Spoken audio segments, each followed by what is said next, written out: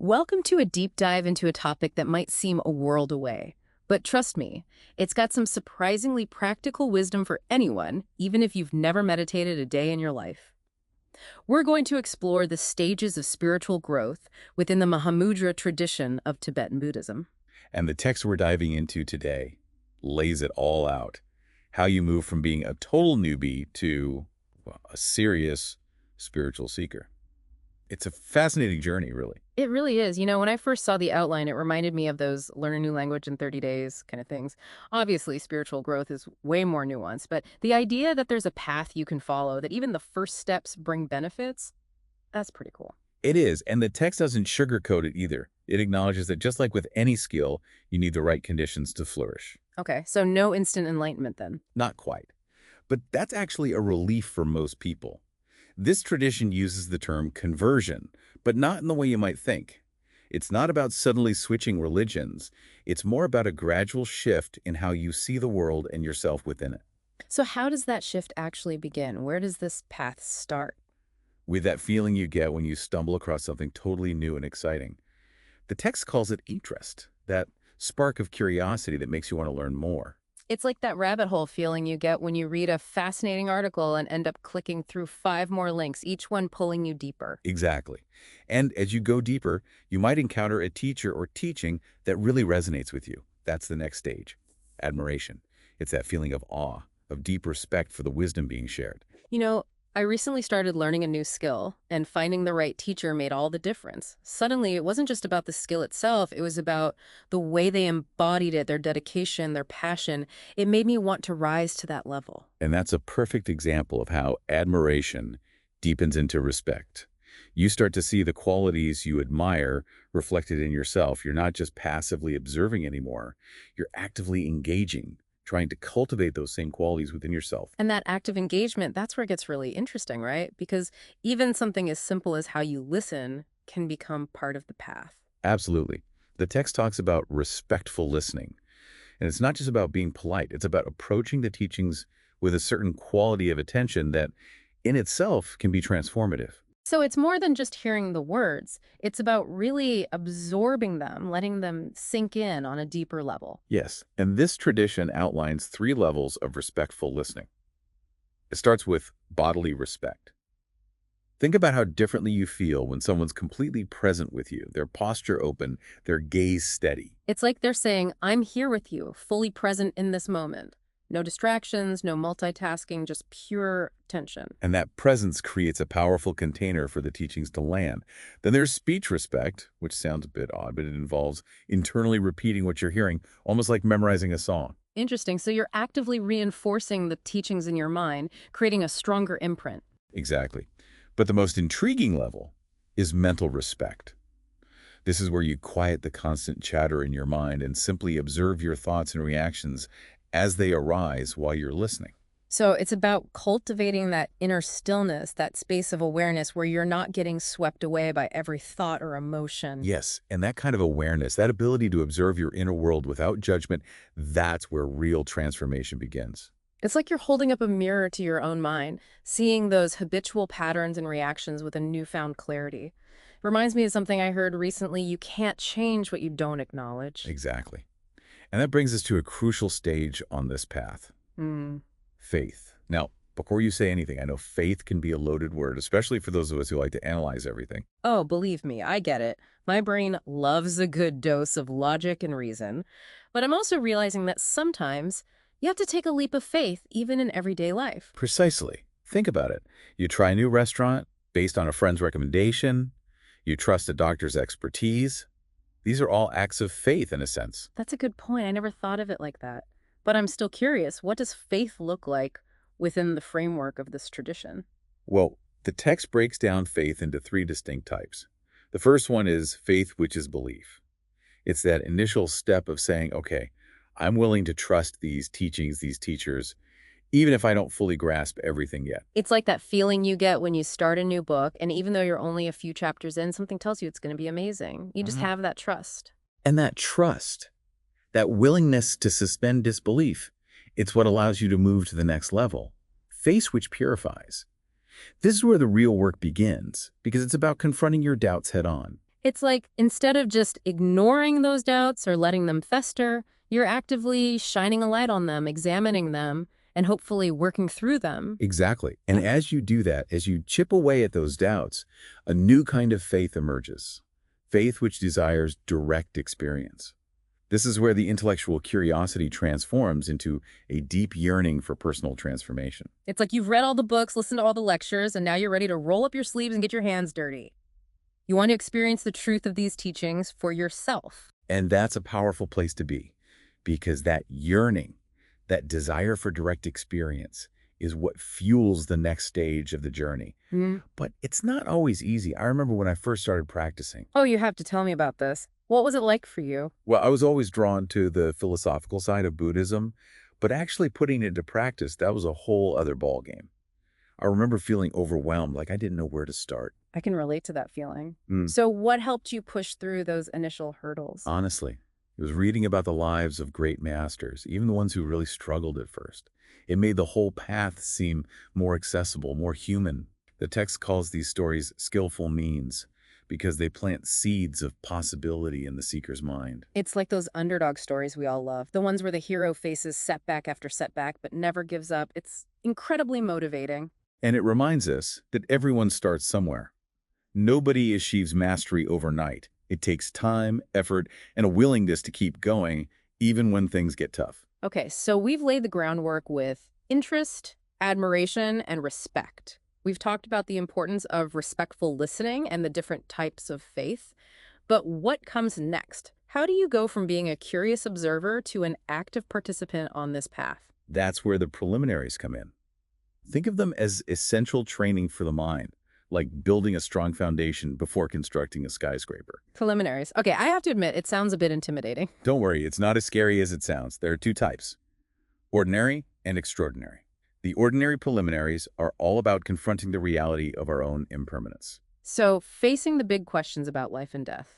Exactly. The first one is recognizing the preciousness of human life. It's about understanding that this life, with all its joys and sorrows, is a rare and precious opportunity. It's like that saying, don't take life too seriously, you'll never get out alive. But also, don't take it for granted because it's a gift. Exactly. It's about finding that balance. The second ordinary preliminary is contemplating impermanence. Recognizing that nothing lasts forever. It's a beautiful concept, but also a bit daunting when you really think about it. It can be, but it can also be incredibly freeing. By recognizing that everything is constantly changing, our bodies, our minds, our relationships, our entire world, we can start to loosen our grip on the need to control everything. That makes a lot of sense. If you're constantly clinging to things, you're setting yourself up for disappointment because change is inevitable. Exactly. And that leads us to the third ordinary preliminary, understanding the law of karma, or cause and effect. Karma. It's a word that gets thrown around a lot these days, but what does it actually mean within this context? It's not about some cosmic scorecard or punishment system. It's about understanding that every action we take, every thought we have, creates a ripple effect that shapes our future experiences. So it's about taking responsibility for our choices and their impact on the world around us. Precisely. And that understanding can be incredibly empowering. It means we have the ability to create positive change both in our own lives and in the world. Okay, so we've covered the preciousness of human life, impermanence, and karma. What's the final ordinary preliminary? Contemplating the suffering of samsara. Samsara, that's a new one for me. Samsara refers to the cycle of birth, death, and rebirth, driven by our attachments and ignorance. It's the state of being trapped in habitual patterns of suffering. So it's like being stuck on a hamster wheel of dissatisfaction and unhappiness. In a way, yes. Yeah. And by contemplating the pervasiveness of suffering in samsara, we develop a strong motivation to break free from the cycle. It's like realizing that the status quo isn't working and that there's got to be a better way to live. And that, my friend, is where the extraordinary preliminaries come in. They build on the foundation of the ordinary preliminaries, but take us deeper into the realm of spiritual practice. Okay, I'm ready. Lay it on me. The first extraordinary preliminary is taking refuge in the three jewels: the Buddha, the Dharma, and the Sangha. Hold on, I'm going to need a quick definition of those terms. Of course. The Buddha represents the potential for enlightenment that exists within all beings. The Dharma refers to the teachings and practices that lead to enlightenment, And the Sangha represents the community of practitioners who support each other on the path. So it's like finding guidance, inspiration, and support from those who share a similar aspiration for awakening. Exactly.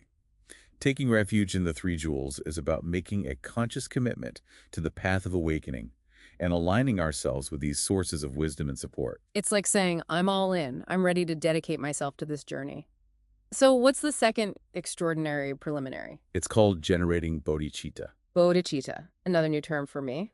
Bodhicitta is often translated as awakening mind, or the mind that strives toward enlightenment. It's a profound aspiration to awaken not only for our own benefit, but for the benefit of all beings. Wow, that's a big aspiration.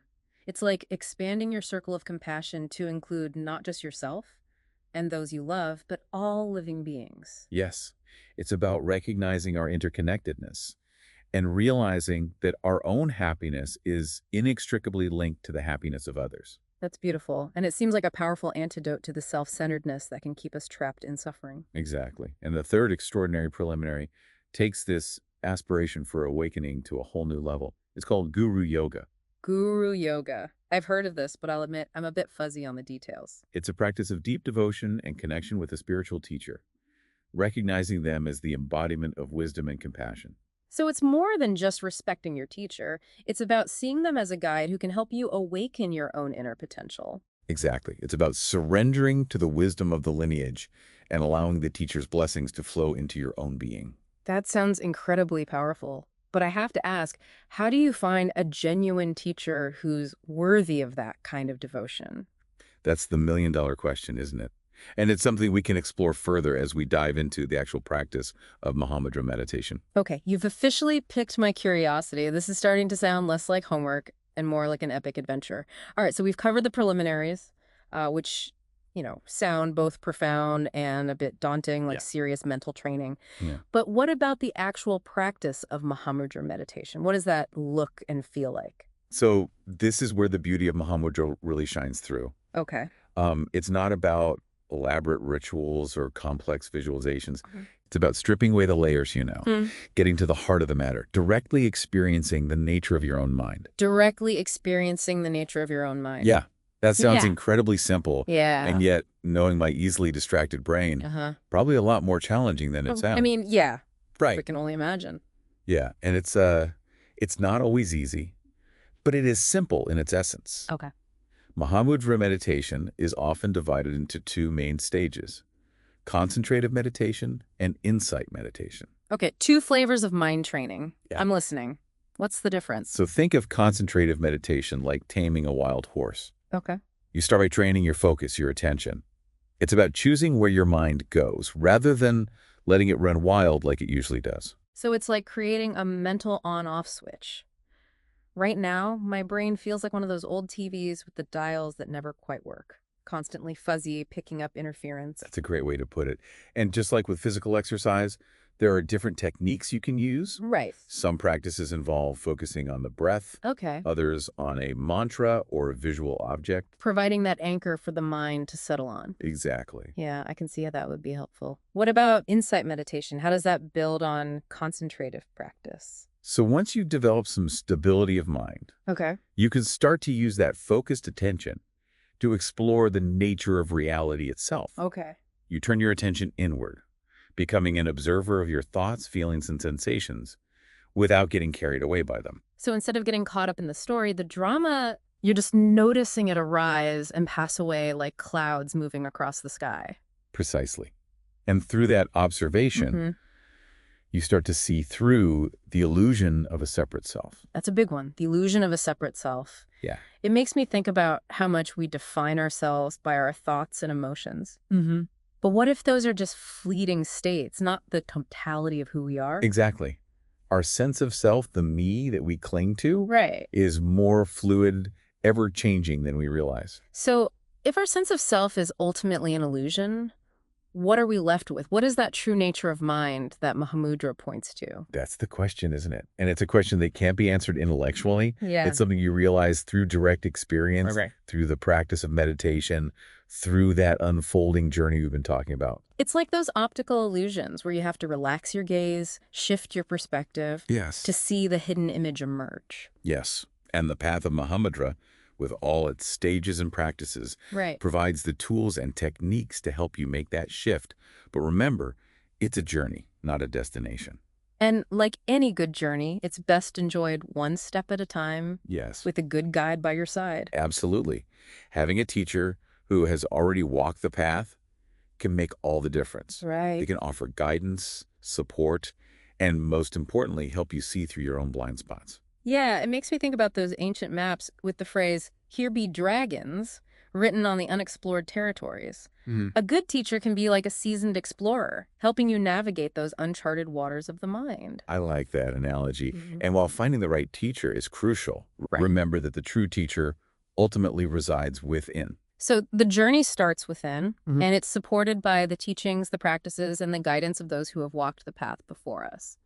And who knows where that path might lead? That's right. As our text reminds us, the possibilities are limitless. Well, I think that's a perfect note to end on. This deep dive has been an incredible exploration, from those first sparks of curiosity to the profound depths of Mahamudra meditation. It's been a pleasure sharing these teachings with you. Absolutely. And listeners, if any of this has piqued your own curiosity or sparked that faith which desires direct experience, consider this your invitation to dive deeper and explore further. Yes. Who knows what wonders you might discover within the landscape of your own being. Until next time, keep seeking, keep questioning, keep diving deeper.